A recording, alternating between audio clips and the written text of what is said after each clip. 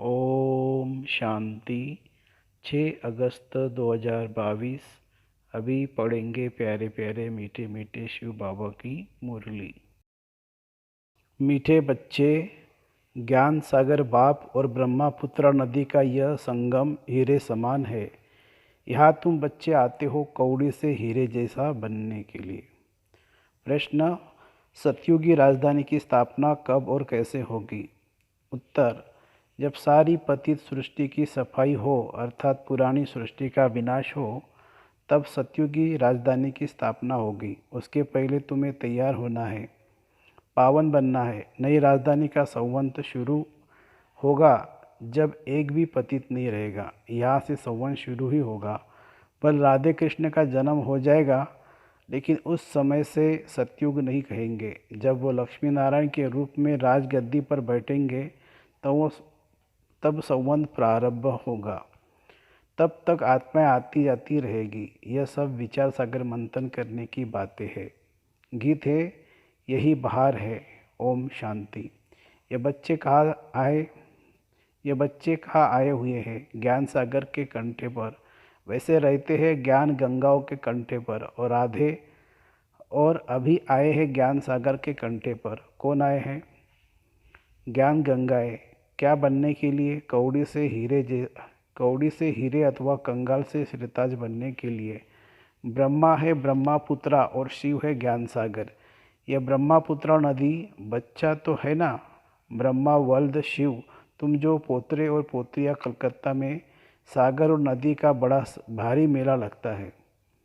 तुम हो पोतरे और पोत्रियाँ, कलकत्ता में सागर और नदी का बड़ा भारी मेला लगता है। वहाँ गंगा ब्रह्मपुत्रा सागर मिलते हैं। ब्रह्मपुत्रा में और भी नदियाँ मिलती है।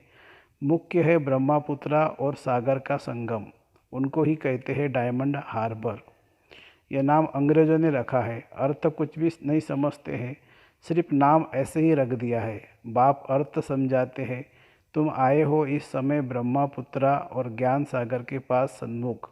वहाँ भी सागर के सन्मुख जाते हो हीरा बनने के लिए, परंतु हीरो के बदले पत्थर बन जाते हो, क्योंकि वह है भक्ति मार्ग।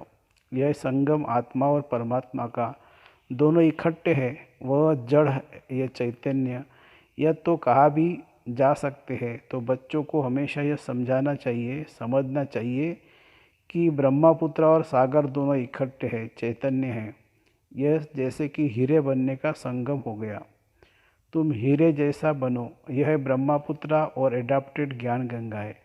ये नदियाँ तो अनगिनत है। उन नदियों को तो सबको मालूम है, उन नदियों का तो सबको मालूम है कि भारत में इतनी नदियाँ हैं। ये तो अनगिनत है। इन ज्ञान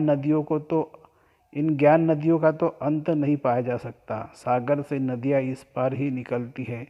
पहले तो ब्रह्मपुत्रा निकलती है, फिर उनसे छोटी छोटी नदियाँ निकलती हैं। तुम जानते हो, नंबरवार पुरुषार्थ अनुसार कोई बड़े हैं कोई छोटे हैं। ये सब मनुष्यों के हीरे जैसा बनाते हैं। ये सब मनुष्यों को हीरे जैसा बनाते हैं। ऐसे भी नहीं कहेंगे सूर्यवंशी ही महाराजा महारानी बनते हैं। नहीं, यथा राजा रानी तथा प्रजा। तुम सबका जीवन हीरे जैसा बनता है। जो स्वर्ग के लिए थोड़ा भी पुरुषार्थ करते हैं, वह हीरे जैसा बनते हैं। यह ब्रह्मा पुत्र नदी और सागर दोनों इकट्ठे रहते हैं। तुम बच्चे जब आते हो तो अंदर में जानते हो कि हम जाते हैं बाप दादा के पास। बाप ज्ञान का सागर है, फिर प्रवेश करते हैं इस ब्रह्मपुत्रा अर्थात ब्रह्मा में। इन द्वारा हमको हीरे जैसा बनाते हैं। अब जो जितना पुरुषार्थ का श्रीमत पर चले, यह भी जानते हो जहाँ तक जीना है वहाँ तक पुरुषार्थ करना है। शिक्षा तो मिलती रहती है, इम्तहान की रिजल्ट तो विनाश के समय ही निकलती है। एक तरफ रिजल्ट निकलेगी, दूसरे तरफ विनाश शुरू होगा। फिर तो हाहाकार हो जाता है, बात मत पूछो। इसलिए विनाश होने के पहले, लड़ाई होने के पहले तैयार होना है। समझना चाहिए बाकी और क्या समय होगा। और यह भी जानते हो कि जब हमारी राजधानी स्थापन होती है तो यह सारी सफाई भी होनी है। तुम पावन बनते रहते हो। वह सब पतित खलाश हो जाए, हिसाब किताब चुकता कर सब वापिस चले जाए, एक भी पतित न रहे, तब कहेंगे पावन दुनिया। तुम इस समय हो पावन। तुम इस समय हो पावन, परंतु सारी दुनिया तो पावन नहीं है ना। पावन बनेंगी जरूर, जब विनाश होगा तब सारी दुनिया पावन होगी। उसको नई दुनिया कहेंगे। नई दुनिया का संबंध तो कोई पूछे तो समझाना चाहिए। जब महाराजा महारानी तख्त पर बैठते हैं तब नया संवंत शुरू होता है। जब तक नया संवंत शुरू हो तब तक पुराना जरूर कायम रहेगा। यहाँ से संवंत शुरू नहीं होगा। हम ब्राह्मण भल नहीं हैं, परंतु दुनिया अथवा सारी पृथ्वी थोड़े नहीं है। अभी ये संगम, कलयुग के बाद सतयुग आना है। हम कहते ही है first Prince princess Radhe Krishna, फिर भी हम उस संगम फिर भी हम उस समय सतयुग नहीं कहेंगे। जब तक लक्ष्मी नारायण तख्त पर नहीं बैठे हैं तब तक कुछ न कुछ खिटपिट होती रहेगी। भल राधे कृष्ण आ जाते हैं। देखो ये विचार सागर मंथन करने की बात है। सतयुग जब शुरू होगा तब संवंत शुरू होगा। सूर्यवंशी डिनास्टी का संवंत फलाना, परंतु प्रिंस प्रिंसेस के नाम पर संवंत कभी नहीं होता। बाकी बीच के समय में आना होता रहता है। बाकी बीच के समय में आना जाना होता रहता है। चीची मनुष्यों को भी जाना है। कुछ न कुछ बचे हुए तो रहते ही है ना। जो भी बचे हुए हैं वो भी वापिस जाएंगे। टाइम लगता है, ये कौन समझाते हैं? ज्ञान सागर भी समझाते हैं। तो ब्रह्मपुत्र ज्ञान नदी भी है, दोनों इकट्ठे समझाते हैं। वह है कुंभ का मेला, तो वर्ष वर्ष लगता है। यह कुंभ का मेला, सागर और ज्ञान नदियों का मेला तो संगम युग पर ही होता है। तुम बच्चे कहेंगे हम जाते हैं माता पिता व ज्ञान सागर और बड़ी नदी के पास। बाबा हमको इस बड़ी नदी और इन नदियों द्वारा वर्षा दे रहे हैं, अर्थात हीरे जैसा बनाते हैं।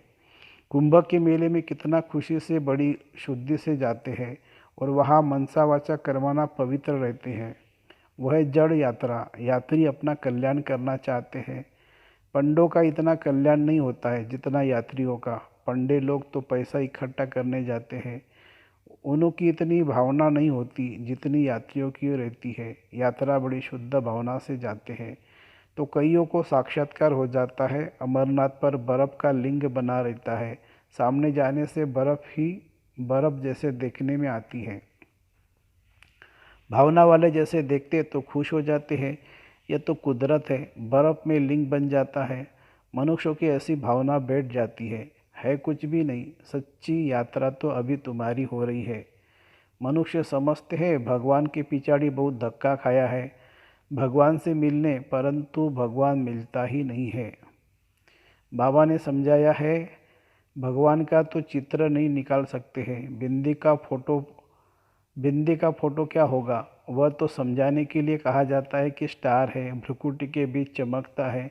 कई बच्चियां भ्रुकुटी में टीका लगाती है। यह सुना हुआ है ना कि आत्मा का निवास भ्रुकुटी में ही, तो भ्रुकुटी में है तो स्टार लगाती है। सच्चा तिलक अगर कहे तो वह है राजाई का तिलक, फिर बड़ा होता है वह स्थूल राज तिलक मिलता है। तुम बच्चों को ज्ञान आ जाता है कि हम आत्माओं को अब राज तिलक मिलता है। आत्मा समझती है कि अभी हमको परमपिता परमात्मा से राज तिलक मिलता है। भ्रुकुटी के बीच बहुत अच्छा स्टार लगाते हैं, सोने का भी लगाते हैं। अभी तुमको सारा ज्ञान मिला हुआ है। हम स्टार अब हीरे जैसा बनते हैं। हम आत्मा स्टार है, परमपिता परमात्मा भी स्टार इतना ही छोटा है, परंतु उनमें सारी नॉलेज है। ये बातें बड़ी गुह्य है। तुमको ज्ञान अर्थात सुजरा मिला है। परमपिता परमात्मा के रूप को भी देखा समझा है। जैसे आत्मा का साक्षात्कार होता है वैसे परमात्मा का भी होता है। कहेंगे जैसे तुम हो वैसे मैं हूँ। बाकी बच्चे को बाप का क्या साक्षात्कार चाहिए? आत्मा छोटी बड़ी नहीं होती है। तुम वैसे बाप है, सिर्फ महिमा और पाठ अलग अलग है और सबसे भिन्न भिन्न है। एक न मिले दूसरे से। एक्टर्स का पार्ट एक जैसा थोड़ी हो सकता है। इसको ईश्वर की कुदरत कहा जाता है। वास्तव में ड्रामा की कुदरत कहे, क्योंकि बाबा ऐसे नहीं कहते कि मैंने ड्रामा बनाया है। फिर प्रश्न उठेगा कि कब बनाया? इनको कहा ही जाता है कुदरत। ये चक्र कैसे फिरता है सो अभी तुम जान गए हो।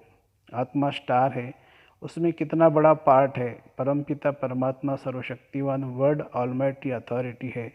ज्ञान का सागर कहा जाता है। यहाँ किसी को ज्ञान का सागर नहीं कहा जाता है। वेद शास्त्र पढ़ने वाले शास्त्रों का ही ज्ञान सुनाते हैं, बाकी बाप में जो ज्ञान है वह तो कोई में नहीं है।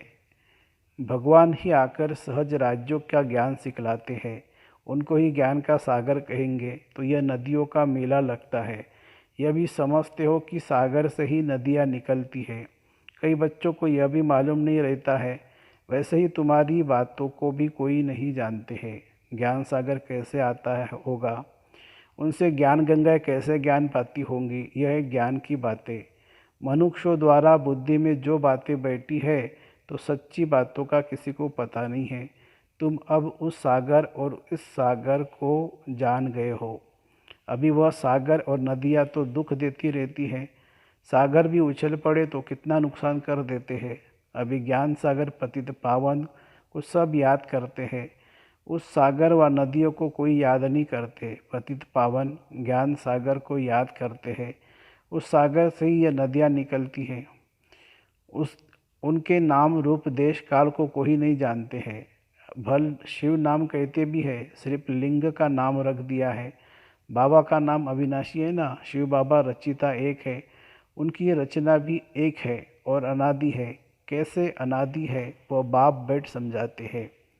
सतयुग में यह त्योहार आदि कुछ भी होते नहीं है, सब गायब हो जाते हैं, फिर भक्ति मार्ग में शुरू होंगे। मनुष्य समझते हैं स्वर्ग था फिर स्वर्ग आएगा, परंतु इस समय तो नरक है।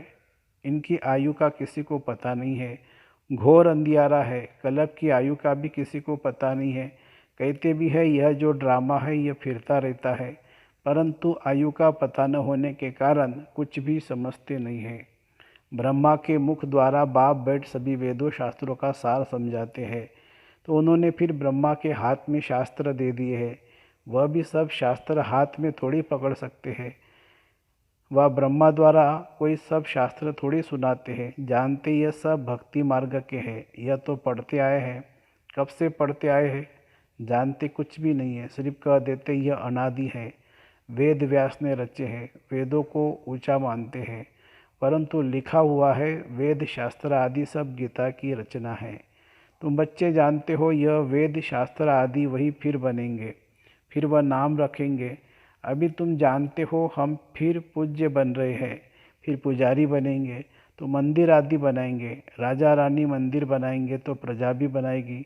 भक्ति मार्ग शुरू होने से फिर सब मंदिर बनाए लगते हैं, घर घर में भी बनाएंगे। लक्ष्मी नारायण की राजधानी में तो राधे कृष्ण का मंदिर बन नहीं सकता। मंदिर तो भक्ति मार्ग में बनते हैं, तो जैसे जैसे गिरते जाते हैं मंदिर बनाते जाते हैं। सूर्यवंशी और चंद्रवंशियों की जो प्रॉपर्टी है वह वैश्यवंशी और शूद्रवंशी भोगते हैं, नहीं तो यह राजा ही कहाँ से आए। प्रॉपर्टी चलती आती है, बड़ी बड़ी जो प्रॉपर्टी है वह छोटी छोटी होते, फिर आखिर में कुछ भी नहीं रहता। आपस में बांटते जाते हैं। तो बच्चों को अब समझ में आ गया है कि कैसे हम पूज्य बनते हैं, कितना समय बनते हैं और फिर कैसे पुजारी बनते हैं। अभी समझ गए ना कि परमपिता परमात्मा का नाम रूप देश काल और उनका पाठ क्या है। भक्ति मार्ग में भी भक्तों की शुद्ध भावना बाप ही पूरी करते हैं, अशुद्ध भावना रावण पूरी करते हैं। अभी तुमको ज्ञान सागर ने सारा ज्ञान बुद्धि में बिठाया है, सब तो नहीं समझेंगे। जो कल्प पहले वाले है वही निकलते रहेंगे। अच्छा, मीठे मीठे सिक्के लदे बच्चों प्रति माता पिता बाप दादा का याद प्यार और गुड मॉर्निंग। रूहानी बाप की रूहानी बच्चों को नमस्ते। हम रूहानी बच्चों की रूहानी माता पिता बाप दादा को याद प्यार, गुड मॉर्निंग और नमस्ते बाबा नमस्ते। धारणा के लिए मुख्य सार, जब तक जीना है पुरुषार्थ करते रहना है, बाप की शिक्षाओं को अमल में लाना है, बाप समान मास्टर ज्ञान सागर बनना है। दूसरी पॉइंट, रूहानी पंडा बन सबको सच्ची यात्रा करानी है, हीरे जैसा बनना है और बनाना है। वरदान, श्रेष्ठ और शुभ वृत्ति द्वारा वाणी और कर्म को श्रेष्ठ बनाने वाले विश्व परिवर्तक भवो। जो बच्चे अपनी कमजोरी वृत्तियों को मिटाकर शुभ और श्रेष्ठ वृत्ति धारण करते हैं, करने का व्रत लेते हैं, उन्हें यह सृष्टि भी श्रेष्ठ नजर आती है। वृत्ति से दृष्टि और कृति का भी कनेक्शन है। कोई भी अच्छी व बुरी बात पहले वृत्ति में धारण होती है, फिर वाणी और कर्म में आती है। वृत्ति श्रेष्ठ होना माना वाणी और कर्म स्वतः श्रेष्ठ होना। वृत्ति से ही वाइब्रेशन वायुमंडल बनता है। श्रेष्ठ वृत्ति का व्रत धारण करने वाले विश्व परिवर्तक स्वतः बन जाते हैं। स्लोगन है, विदेही व अशरीरी बनने का अभ्यास करो तो किसी के भी मन के भाव को जान लेंगे। विदेही व अशरीरी बनने का अभ्यास करो तो किसी के भी मन का भाव को जान लेंगे। अच्छा, ओम शांति शांति शांति। शुक्रिया बाबा, शुक्रिया। Thank you Baba, thank